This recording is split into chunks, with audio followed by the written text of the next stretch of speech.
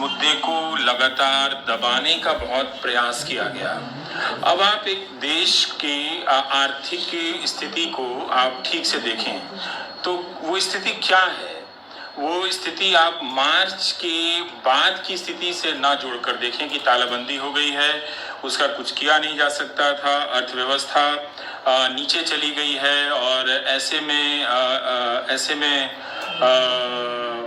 एक तरह से नौकरी की बात बेमानी है। लेकिन 2017-18 के साल में ही 1 करोड़ रोजगार कम हो गए थे और लगातार रोजगार में गिरावट आती जा रही थी, जिसका जिक्र आपको 2 सोर्स से मिल रहा था। एक centre for monitoring Indian economy से और दूसरा नेशनल सैंपल सर्वे से।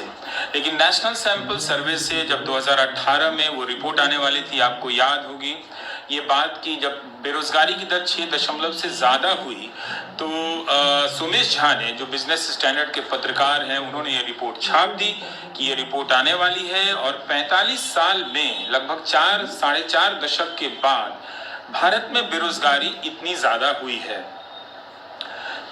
उस रिपोर्ट को दबा दिया गया और बहुत देर में जारी किया गया और फिर कहा गया कि इसके पैमाने बदल दिए गए हैं। इस तरह से देखने की जरूरत नहीं है कि 45 साल में सबसे ज्यादा बेरोजगारी हो गई है।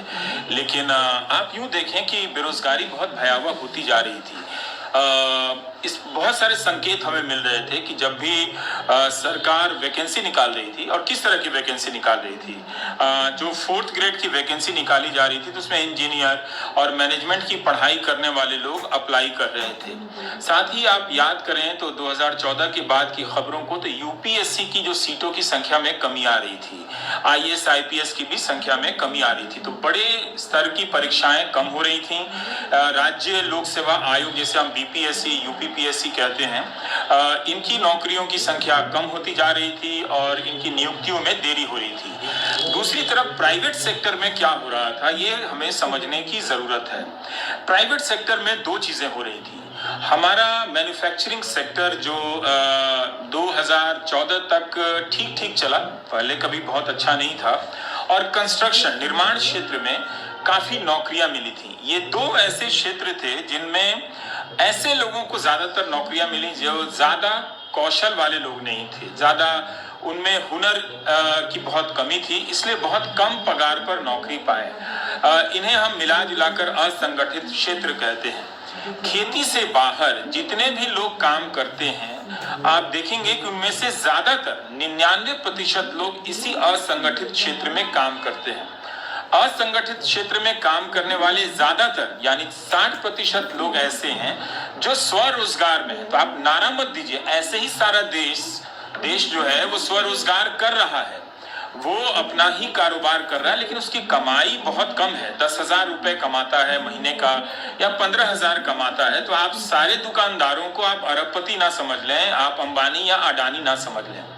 तो क्या हुआ, और दूसरी तरफ कंस्ट्रक्शन जो निर्माण क्षेत्र थे जिसमें बिल्डिंगें बन रही थी, हाईवे बन रहे थे, तो उनमें लोगों को काम मिल रहा था मगर तनख्वाह बहुत कम थी। तो काम मिलने के बाद भी भारत में आर्थिक असमानता और बढ़ती चली जा रही थी। जिन्हें नहीं मिल रहा था वो बेरोजगारी और गरीबी को बढ़ा रहे थे, और जिन्हें मिल रहा था वो भारत में आर्थिक असमानता को बढ़ा रहे थे। तो उनमें इतनी आर्थिक शक्ति नहीं थी कि वो उपभोग बढ़ा दें। तालाबंदी से पहले नोटबंदी की एक घटना हुई, तो क्या हुआ, नोटबंदी के बाद उद्योग धंधों की हालत चौपट हो गई, निर्यात हमारा गिर गया। तो उस कम कमाई वाले काम की संख्या कम हो गई, रोजगार कम हो गए, करोड़ों रोजगार कम हो गए और उनका पगार कम हो गया, उनका वेतन बढ़ना बंद हो गया। इस वजह से बेरोजगारी इस देश में बेतहाशा हो गई। आपको ये बात समझने की जरूरत है कि बेरोजगारी आज बेतहाशा नहीं हुई है। बेरोजगारी जो है किसी न किसी रूप में 2014 के साल से बढ़ती चली जा रही थी, और सरकार लगातार इसकी तरफ ध्यान नहीं दे रही थी। आप इसे अहंकार कह सकते हैं या आत्मविश्वास की नौजवान भूखा मर जाएगा, लेकिन वोट देगा तो जाति पर देगा, वोट देगा तो व्हाट्सएप यूनिवर्सिटी की अफवाहों पर देगा, या वोट देगा तो धर्म के नाम पर देगा या सांप्रदायिक बातों पर देगा। आप देखेंगे कि जब भी चुनाव आता है उसके आसपास ऐसे मुद्दों को बड़ा किया जाता है, क्योंकि ऐसे मुद्दे लगातार दुनिया के किसी न किसी हिस्से में घटित होते रहते हैं और अचानक उस पर फोकस बढ़ जाता है, और जहां नहीं घटित होते हैं उस तरह से क्रिएट कर दिया जाता है कि चुनाव आ रहे हैं तो इसको बढ़ाया जाए, ताकि इन्हें इस भरोसा हो चला है कि भारत का जो नौजवान है वो अपनी जिंदगी कुर्बान कर देगा, अपनी जवानी कुर्बान कर देगा, लेकिन नौकरी की बात पर कभी मतदान नहीं करेगा। वो सांप्रदायिक प्रोजेक्ट के तहत वो नष्ट किया जा चुका है, ये भरोसा था। इसीलिए आप देखेंगे कि 2019 का जो चुनाव में जब ये सवाल उठा तो इसका मजाक उड़ाया गया कि पकौड़ा बेचना भी तो रोजगार है। वाकई लोग पकौड़ा बेच ही रहे थे, क्योंकि उन्हें प्राइवेट सेक्टर में काम नहीं मिल रहा था, मैन्युफैक्चरिंग में निवेश कम हो गया था, एक्सपोर्ट कम हो गया था। जिनकी पहले से कोई प्राइवेट नौकरी थी वो छोड़ दी है, क्योंकि वहां उन्हें जीने लायक सम्मान का पैसा नहीं मिल रहा है। अभी हाल में ये एक किताब आई है, ये किताब है संतोष मेहरोत्रा की, पेंगुइन से आई है, कि भारत में नौकरियों को की संभावना को बेहतर करने का प्लान क्या होना चाहिए। ये किताब क्या कहती है, देखिए प्रधानमंत्री भी कहते हैं कि हमारे पास डेमोग्राफिक डिविडेंड है, यानी आबादी हमारे पास सबसे सकारात्मक पक्ष है। भारत के ज्यादातर लोग नौजवान हैं, 35 साल से कम है, ये ज्यादा काम कर सकते हैं, ज्यादा कमाएंगे। तो जिस तरह से चीन जो अब एजिंग की तरफ बढ़ा है, जिसमें अब ज्यादा बुजुर्ग संख्या है, उनके यहाँ जवानों की संख्या कम हो रही है, तो चीन क्या किया, उसके जो नौजवान थे, उसकी जो जवानियां थी, उनको बहुत पैसे के अच्छे काम मिले। इसके लिए चीन ने शिक्षा पर बहुत निवेश किया है। कमाल की उन्होंने यूनिवर्सिटी बनाई है, कमाल की उन्होंने टेक्निकल यूनिवर्सिटी बनाई है, मेडिकल यूनिवर्सिटी बनाई है, और हाई क्वालिटी के एजुकेटेड नौजवानों को तैयार किया। जिनका काम भी थोड़ा ज्यादा था वो बाहर भी नौकरियां करने गए और उनका पगार ज्यादा था, तो अपनी जिंदगी में जवानी के वक्त वो ज्यादा कमाते हुए बुजुर्गियत की तरफ बढ़े, जिससे वो अपना बुढ़ापा थोड़ा आराम से काट सकते थे। भारत में क्या हुआ कि भारत की जो आबादी थी, जिसे प्रधानमंत्री कहते थे कि ये आबादी लाभांश है, डेमोग्राफिक डिविडेंड है, वो कम कमा रही थी। क्यों कम कमा रही थी कि आपने देश के नौजवानों के लिए जो स्कूल कॉलेज है उसकी क्वालिटी गिरा दी थी। बिहार सिर्फ इसका उदाहरण नहीं है, उत्तर प्रदेश भी है, आप देखें राजस्थान भी है, गुजरात जहां पर खुद प्रधानमंत्री का लंबा शासनकाल रहा है, एक ढंग की यूनिवर्सिटी जिलों में आप नहीं बता सकते हैं जो हाई क्वालिटी एजुकेशन देती हो, जो आप नौजवानों को बेहतर तरीके से आज की दुनिया के काम के हिसाब से तैयार करती हो।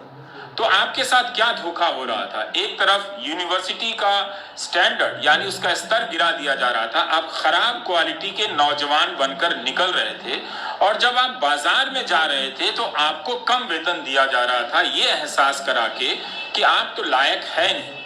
नतीजा दूसरी तरफ से भी देखिए कि आप जिनमें बहुत सारी संभावना है, अगर आपकी योग्यता को बेहतर बनाया गया होता तो आप काम करने के अनुभवों के साथ ज्यादा बड़ा कारोबार या ज्यादा बड़ी तरक्की हासिल कर सकते थे। उसके बाद भारत की जो नौजवान है, ये नौजवान जो इस वक्त आप हमारा कार्यक्रम देख रहे हैं, वो लोग बुढ़ापे की तरफ जाएंगे और उनका बुढ़ापा खराब हो जाएगा, क्योंकि उनकी जवानी तो कुछ हुई नहीं, अच्छी नौकरियां नहीं मिली। आप इस भरी जवानी में 5 साल 7 साल काटे गए, और जब भी चुनाव आता है तो आपके कानों में ये बात भरी जाती है कि नहीं नहीं, धर्म के नाम पर वोट देना है, धर्म के नाम पर ये करना है। आपके भीतर कई तरह के भय पैदा कर दिए जाते हैं, लेकिन कोई ये नहीं कहता कि आप इतने बार से वोट देते आ रहे हैं तो हम आपके लिए कॉलेज इतना अच्छा बनाएंगे कि आपकी क्वालिटी अच्छी हो, जब आप बाजार में जाएं तो आपको अच्छे स्तर का काम मिले। और ये किताब कहती है कि मैन्युफैक्चरिंग में भारत में विदेशी निवेशक इसलिए कम आए कि उन्हें लायक नौजवान कम मिले, और ये लायक नौजवान सिर्फ स्किल इंडिया से नहीं आते हैं। आप सिर्फ पेचकस चलाने के हुनर से या आरी चलाने के हुनर से आप अच्छा बढ़ई नहीं बन सकते।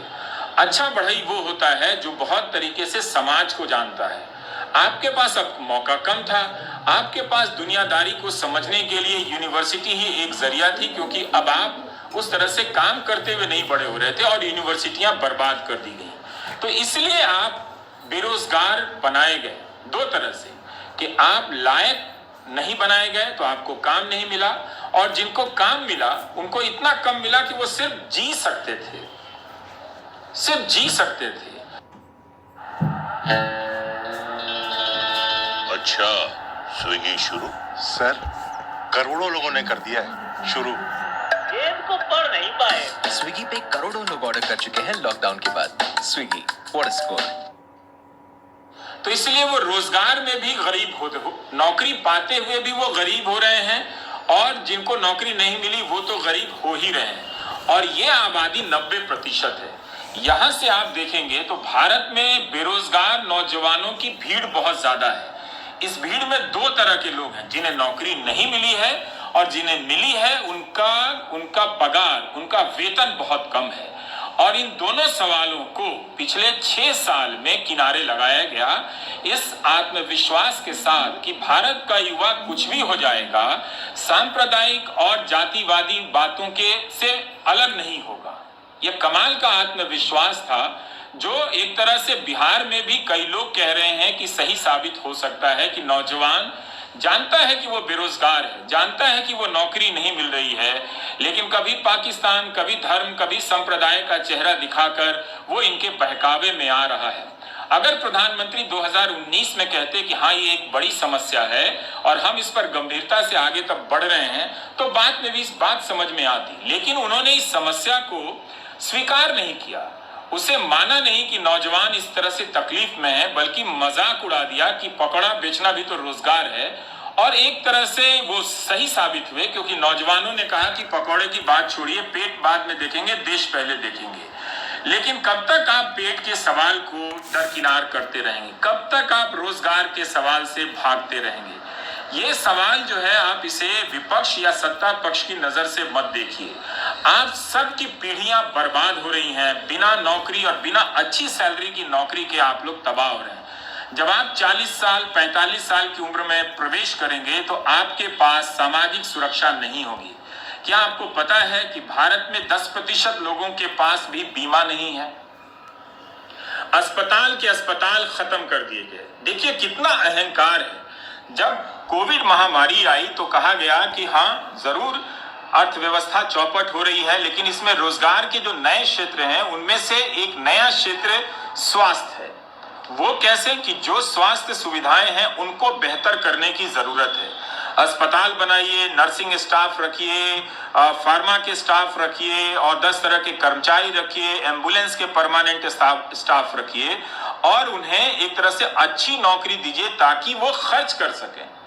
और जब आप खर्च करेंगे, कुछ खरीदेंगे, तो अर्थव्यवस्था में गति आएगी। लेकिन चूंकि इतना विश्वास हो गया है आईटी सेल, गोदी मीडिया के प्रोपेगेंडा में, शायद वो विश्वास सही भी हो कि नौजवान कुछ भी हो जाए इस सांप्रदायिकता से पीछे नहीं हटने वाला है। मुझे कई जगह से रिपोर्ट मिलती है कि इतना जुनून हो गया है उनमें इस चीज को लेकर कि वो कोई और चीज नहीं देखना चाहते हैं। ये बात सही हो सकती है, लेकिन जो व्यापक नुकसान हो रहा है उसे आपको समझना है। आपको याद होगा कि 2019 में संतोष गंगवार जो श्रम मंत्री थे, उन्होंने कहा काम तो बहुत है मगर योग्य लोग नहीं है। ये इन बात का मजाक उड़ाएगा, जबकि इसे गंभीरता से पकड़ने की जरूरत है। योग्य क्यों नहीं है? क्योंकि लंगट सिंह कॉलेज में पढ़ाई नहीं होती है, क्योंकि जयप्रकाश नारायण यूनिवर्सिटी में किसी लायक पढ़ाई नहीं होती है। सिर्फ परीक्षा होकर 6-6 साल में लोग बीए कर रहे थे, अब जाकर उसे 3 या 4 साल में किया गया है। लंगट सिंह कॉलेज में भी लोग 18 महीने 2000 के लेट से 2-2 साल के लेट से बीए कर रहे। तिलका मांझी यूनिवर्सिटी का हाल है। तो नौजवानों को बर्बाद किया गया। इससे पहले ये क्यों बार बार सांप्रदायिक तूफान आपके सामने खड़ा किया जाता है? क्यों नेता मजहबी तेवर में आक्रामक होकर बोल रहे हैं जैसे कोई धर्म पर खतरा आ गया है? वो इसलिए बोल रहे हैं कि उन्हें पता है कि नौजवानों का ध्यान जरा भी इससे हटकर, धार्मिकता से हटकर रोजगार पर जाएगा, फिर सबकी पोल खुल जाएगी, फिर वो इस भीड़ को नहीं संभाल पाएंगे। थोड़े समय के लिए लोगों ने 17 सितंबर को अगर आप देखेंगे तो प्रधानमंत्री का जब जन्मदिन था तो नौजवानों ने खूब थाली बजाई, लाखों नौजवानों ने ट्विटर पर ट्रेंड किया। लेकिन उन्हें विश्वास था कि जब भी चुनाव आएगा इस तरह की चीजें में नौजवान उसमें भटक जाएगा। आप भटकते रहिए, 6 साल गुजर गए हैं और ये बेरोजगारी उसके 1-2 साल पहले से शुरू हुई थी। अब भी अगर इस बात को अगर आप सभी व्यापक संदर्भों में आगे नहीं बढ़ाएंगे, आप बहुत पीछे जाने वाले हैं। ऐसे भी अर्थव्यवस्था जिस तरह से गिरी है, हम पिछले दशक की जो भी कमाई थी वो तो गंवा ही चुके हैं। अब आने वाला जो दशक है वो भी गंवाने जा रहे हैं। तो एक तरह से आप बेरोजगारी में जीते हुए, 2 तरह की बेरोजगारी आप समझिए कि आपको नौकरी नहीं मिली है, नौकरी मिली है तो इतनी ही सैलरी मिल रही है कि आप मामूली जीवन स्तर जी सकते हैं। तो बेरोजगारी में जीते हुए आप बुढ़ापे की तरफ प्रवेश करेंगे। और अगर ये किताब संतोष मेहरोत्रा की किताब अगर अर्थशास्त्री लोग हैं इन्होंने लिखी है, अगर इनकी बात सही है तो 2040 के बाद हम सबका बुढ़ापा बहुत खराब गुजरने वाला है। और अब बुझाइला कि नौकरी के इशू के ये लोग मजाक उड़ावता।